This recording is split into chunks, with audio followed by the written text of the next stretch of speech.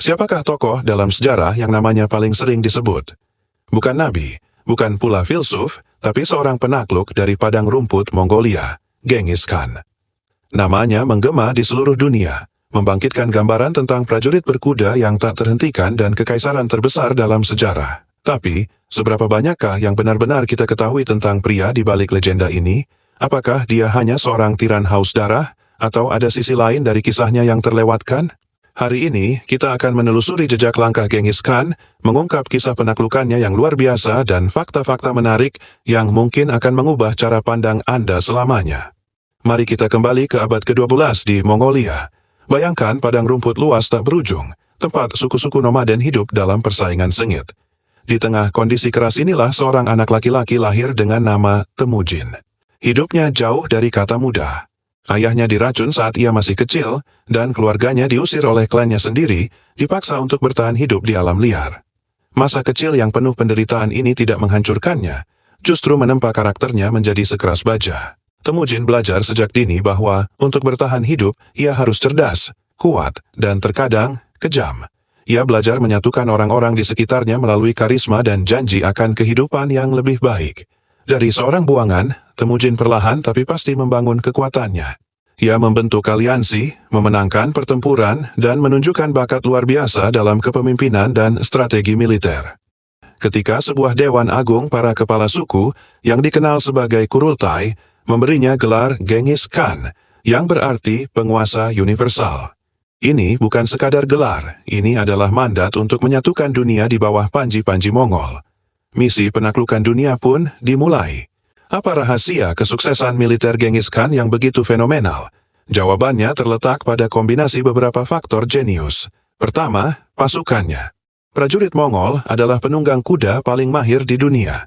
Mereka bisa menembakkan panah dengan akurat sambil berkuda dengan kecepatan penuh, sebuah kemampuan yang menakutkan bagi musuh-musuh mereka.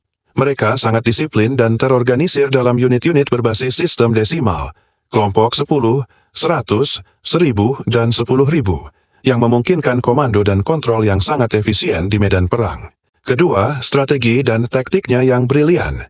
Genghis Khan adalah seorang ahli psikologi perang. Ia sering menggunakan taktik mundur pura-pura untuk memancing musuh ke dalam perangkap. Pasukan kecil akan menyerang lalu mundur, membuat musuh yang terlalu percaya diri mengejar mereka, hanya untuk disambut oleh pasukan utama Mongol yang telah menunggu untuk menyergap. Ia juga menguasai seni pengepungan, dengan cepat mengadopsi teknologi dari bangsa-bangsa yang ditaklukkannya, seperti insinyur dan mesin-mesin pelontar dari Tiongkok dan Persia.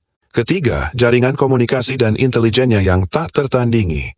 Genghis Khan membangun sistem pos kilat yang disebut YAM.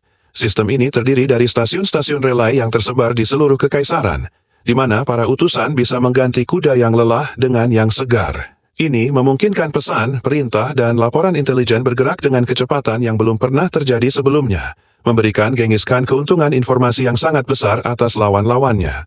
Ia selalu tahu pergerakan musuh jauh sebelum mereka menyadari kehadiran bangsa Mongol.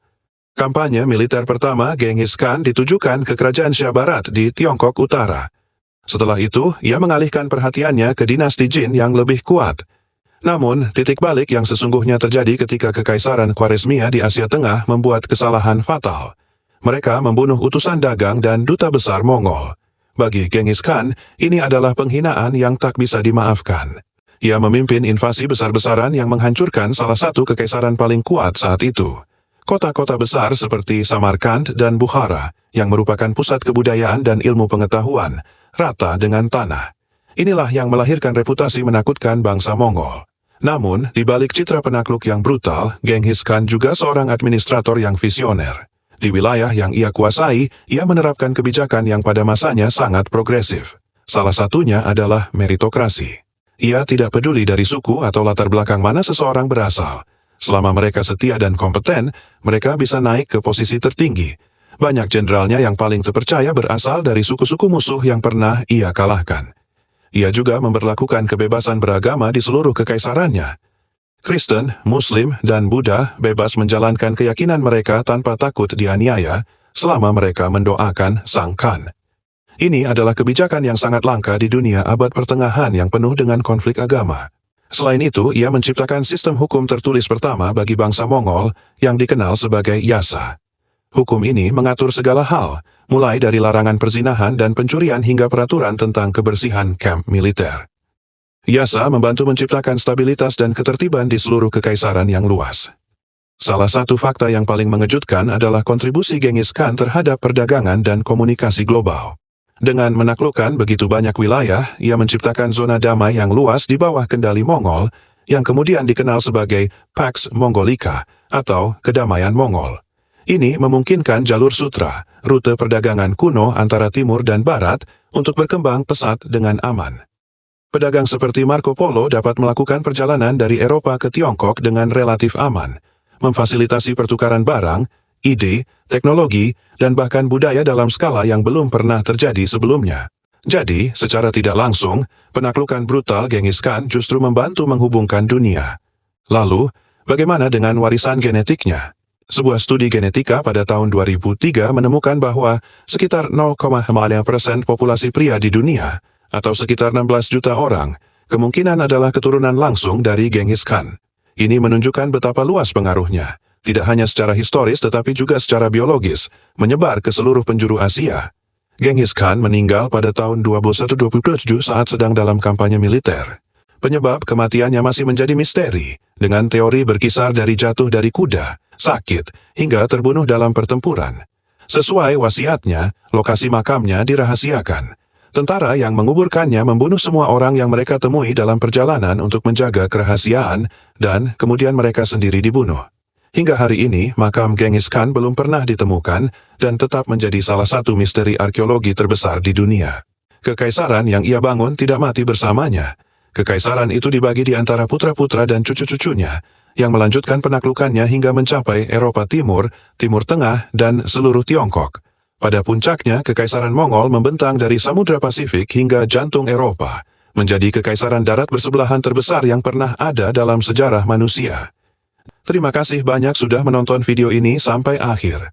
Kisah Genghis Khan mengajarkan kita tentang kompleksitas kepemimpinan, kekuatan visi, dan dampak abadi dari satu individu terhadap jalannya sejarah. Apa pendapat Anda tentang Genghis Khan?